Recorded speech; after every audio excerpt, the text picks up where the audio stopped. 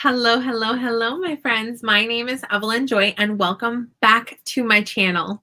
If you're watching on Facebook, my YouTube channel is Evelyn Joy. I'm a mama of 4, and I teach online. And today is very nerve-wracking for me. So I decided that while I talk about my Walk Away, Walk With campaign, while I make this video, which I was challenged to make from the WalkAway campaign group on Facebook, they said now's the perfect time to make videos about this. So I'm going to be talking politics. All right. I'm going to talk about how my political perspective has changed in 2020. All right. But because I'm nervous about this, I thought it would be fun to not just watch me talk, but watch me get ready. So I'm going to be talking about what makeup I'm putting on while I kind of put it on. I've got the Tati Beauty palette, which I spent a pretty penny on, and I've got some Twisted mascara from Unique, and I've got some Dollar General and Dollar Store makeup, right? So I'm going to do my makeup while talking about how my political perspective has changed in 2020. Now, I've always been pro-life, so I can't say I officially was on the left, but I pretty much had the perspective of the left and the right. What's the big difference? The last few presidential elections, I didn't vote, okay? I voted in the pre-election, like deciding which candidate I wanted for Republican or whatever, but I didn't in the final election the last several times. I didn't vote at all. I've honestly never, now I'm 32. This is embarrassing to say, but I've never officially voted for president. I've voted in the pre-elections, but not in the final 2 elections. But I am this time. The reason is because I wasn't confident enough in my choice until this year. I don't want to be a part of the silent majority. On my YouTube channel, on occasion, I talk about politics, and not very often. But I did make a video talking about Antifa and the Proud Boys and just exploring who are they, right? I'm also thinking about maybe making a video about fracking. Yesterday, I made a video about North Korea. For the most part, my channel is gardening, teaching online, being a mama, whatever, right? So I'm going to start doing my eyebrow pencil from Dollar General, color light brown. So then 2020 happened. I didn't even vote for governor. You know why? Because I didn't see or experience any difference between having a governor who is Republican versus having a governor who is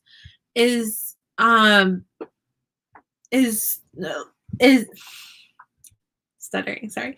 I didn't see a difference between having a Republican or a Democrat senator, governor, mayor, president. It didn't affect my daily life until 2020. Suddenly in 2020, who your governor was mattered. Who your governor was affected whether or not you could go to the gym, you could go to church, you could go to the park, and how whether or not you could buy seeds for your garden, for gosh sakes. Different governors took 2020 and our pandemic, and they decided different levels of control. And I realized there is a difference, right? And also, before 2020, I didn't think President Trump was a good guy. Everybody said on the news, and everybody repeated the news, that Trump was a racist. So by default, I believed that Trump was a racist. I listened and I thought, oh, Trump must be a racist, right? Wrong. I'm using LA Color eyeliner from Dollar Tree. It's Roll Up Black. So Suddenly, in 2020, politics mattered. Politics started affecting my daily life, started affecting my freedom, started affecting what I could do, right? Started affecting the spread of the virus and life itself, right? So every day I was watching videos. Well, in the beginning, I was watching videos of doctors, doctor after doctor after doctor, giving their professional opinions about COVID-19, how to treat it, how to prevent it, all of the things, right? Then President Trump started having press conferences every single day. And I started listening to them. Then I started watching conservatives on Facebook and YouTube. Not the news, not Fox News, not any news. Actual conservatives like Ben Shapiro, like Joel Patrick, a handful of them, right? And then we started having the riots, right? With BLM and everything. And suddenly, if you don't agree with the political agenda of the left, you must be a racist. And suddenly, everyone is a racist that's white. And suddenly, if you don't agree with painting Black Lives Matter on the street, then obviously you don't think Black Lives Matter. And suddenly, burning down businesses and shooting shop owners and even killing innocent bystanders or children, everything had to be swept under the rug because of this bigger agenda of Black Lives Matter being more important than lives. And it made me wonder, how can one life, maybe a Black police officer, be more important than another? And I realized, even at the beginning of Black Lives Matter, I posted Black Lives Matter on my Facebook, okay? Because they do. Black lives do matter. But unfortunately, the leaders of Black Lives Matter have a political agenda that I can't agree with. So I started to learn about Antifa. Who is Antifa? I've got a whole video about them. And I started finding out that Trump, all this time that I didn't know anything about politics, he's been doing good stuff. A president that actually got things done. I heard that he killed that, or he had that leader in Iran, was it? the guy that was trying to kill the Americans, he had that guy assassinated. So the news was saying that was bad. Turns out maybe that was a good move.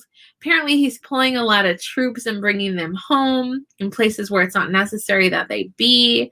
Apparently he passed a law that fixed something that Joe Biden passed back a while ago, that reversed that law that a lot of people who were in jail for just drug violations, not even violent crimes, they were stuck in jail for years, and he got them out. He reversed that. And he, if he's so racist, he gave scholarships to historically Black colleges, millions of dollars of them. And then I found out that during the pandemic, President Trump was donating his paychecks to needy people. What leader in the history of the world has donated their paychecks? Not Mexico, not South America, not Asia, not Europe, not Africa. Yeah, there's no leader that donated their paychecks other than President Trump to help their people, even during the pandemic, okay? That's unheard of. I watched a video of someone singing about how bad the president was. They were saying he was lining his pockets. He's lost more money from being president than he's gained. Okay. People like Joe Biden are the ones that have gained money from political. Just look up the emails about his son, right? He's gained a lot. Then we've got all this censorship going on YouTube and Facebook. All the conservative voices are being censored. I remember when I was following what was going on in China during when this pandemic started in November and December, I said, wow, they don't have unbiased news. Their news is so biased. Come to find out, American news straight up lies in your face. What makes us any different than other countries when we just have liars that just lie for a living? Lying to the American people. How many times can I say lie in a sentence? And then this whole issue of third trimester abortion. Now, I had a baby die in the second trimester, okay? I saw that my baby was 100% human at 17 weeks gestation. I held that precious baby Gabriel. And people want to kill babies that are 9 months old, that can live outside of the womb. Wow. All abortion is murder. There's a Holocaust going on underneath our noses. Okay? Then I watched a video and I heard the name George Soros. I'm not going to say his name again in this video because I'll definitely get censored for that. I didn't know who he was. I had to look him up, and Google lies like a dog about him and who he is. He's been funding domestic terrorists in America. Now I'm finding out what's fracking. What is fracking? All I know is Joe Biden promised and told a lot of people that care about the environment that he was going to ban fracking. And then he turned around and he told everybody else that benefits financially from fracking that he was not going to ban it. So we see a politician who's been a career politician for 47 years doing what career politicians do and lying in our faces. Just lying.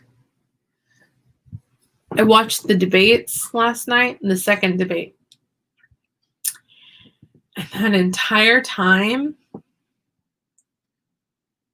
Joe Biden lied with a straight face so many times. But his lies are so provable. He said, I never said I would ban fracking. We have video footage of him saying it. He said he had nothing to do with his son's dealings overseas. The emails prove that he met with political leaders. Oh my goodness. He met with the people that his son was doing crooked business dealings with. And this is while he was the vice president.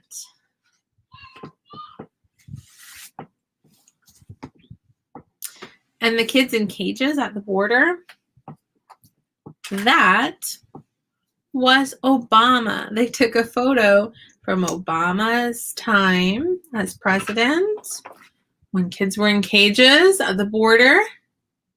Nobody heard about the kids in cages while Obama was president, did they? Then suddenly, Trump becomes president, and they use that photo against him, right?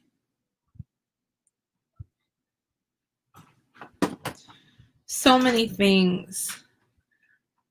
That Trump has helped the economy so much, and he shut down international travel to Asia at the expense of his own reputation, because all the politicians on the left, Nancy Pelosi had a party dancing and eating at Chinatown, and she was saying that President Trump was xenophobic or xenophobe, whatever you call it, that he was obviously so racist against Asians because he blocked travel.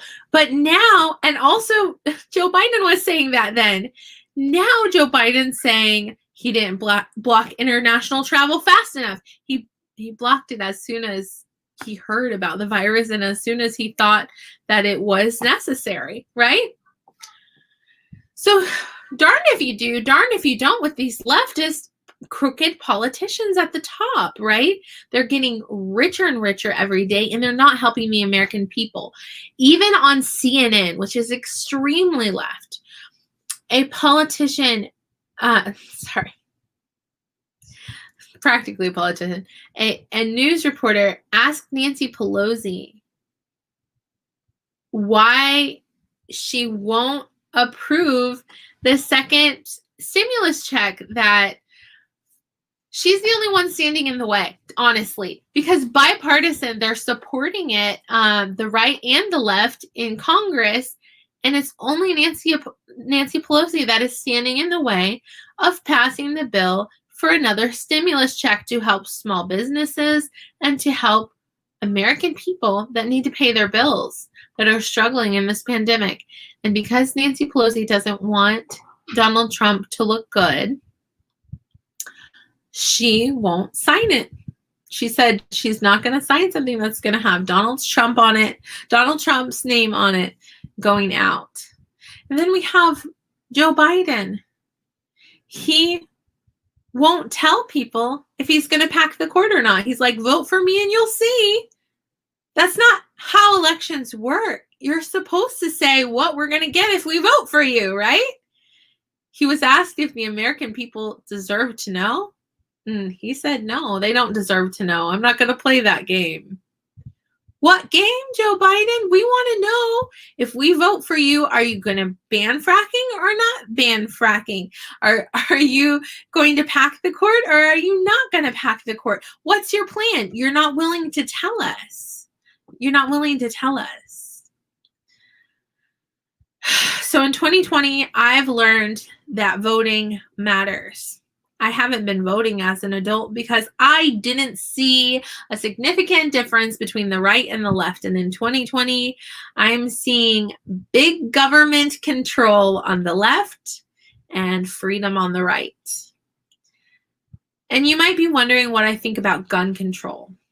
Let me explain. The reason regular citizens should be allowed to have a gun is so that they can protect themselves against criminals. When you make laws, only law-abiding citizens will follow them. So if you make a law that law-abiding citizens cannot have guns, then the good guys don't have guns, and criminals will continue to have guns. Drugs are illegal, criminals have drugs. Guns can be illegal, criminals will still have guns. You're only disarming the people who are following the law.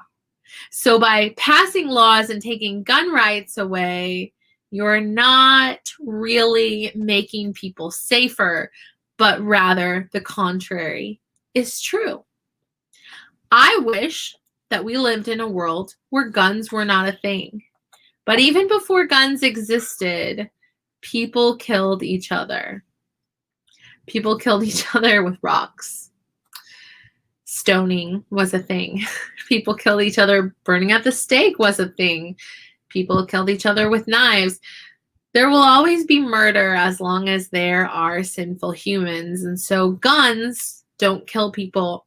People pull triggers and kill people. There will always be murder as long as there are people, but we can make murder illegal and punishable.